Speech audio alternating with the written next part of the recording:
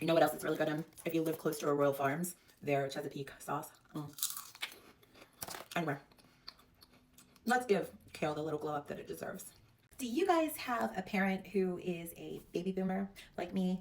If you do, then chances are you have a parent who also suffers from food hoarding, maybe? I don't know. So my parents, when they see something on sale food related, they buy it. They don't care if they have room to store it. They don't care if they're going to use it. They buy it. And then it migrates over to my house where I have to figure out what to do with it because then I feel guilty if I throw away the food.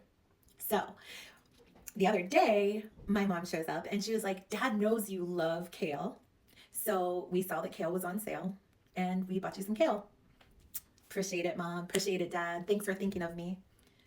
How much is kale usually a bag? I don't know, like maybe $4.99-ish. Maybe not even that. So in order to save $1 tops on 2 bags of kale, I have to use it all. And what's even funnier is that I don't really like kale like that. I used to have a lot of it in my refrigerator because there was a time when I tried juicing and kale was one of the staples in my juice. Do I like it? No.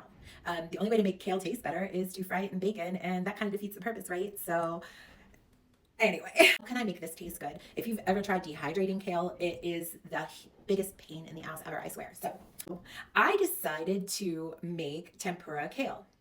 So what I did was I took the pre-wash and I soaked it in a combination of about 3 cups of the Clausen's dill pickle juice, which is my favorite. It's because of the little garlic behind it. I added a bunch of pepper. I added some slap yo mama, which is an actual spice. I use it all the time, so yeah, you can buy it at Wally World. I also put in a couple eggs, and I beat all of that up, added about maybe 3/4 of a cup of cold water so that the egg wouldn't like gel up or whatever. Mix that all up, poured it all over the kale, shook it up, and let it sit there for about an hour. Ultimately, what I'm doing there is pulling the bitterness out of the kale with the brine. And then I used a traditional tempura batter. I did fry it in peanut oil.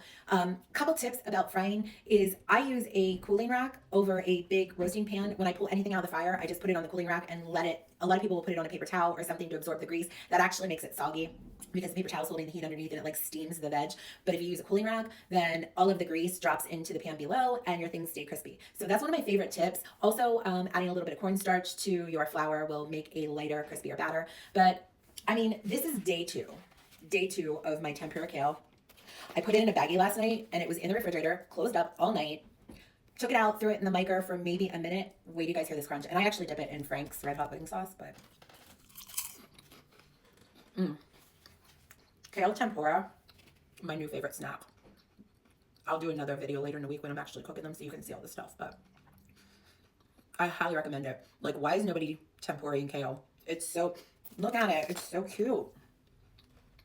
It actually, do not flag me for nugs. These are not nugs. This is kale. I swear to Christ, do not flag me.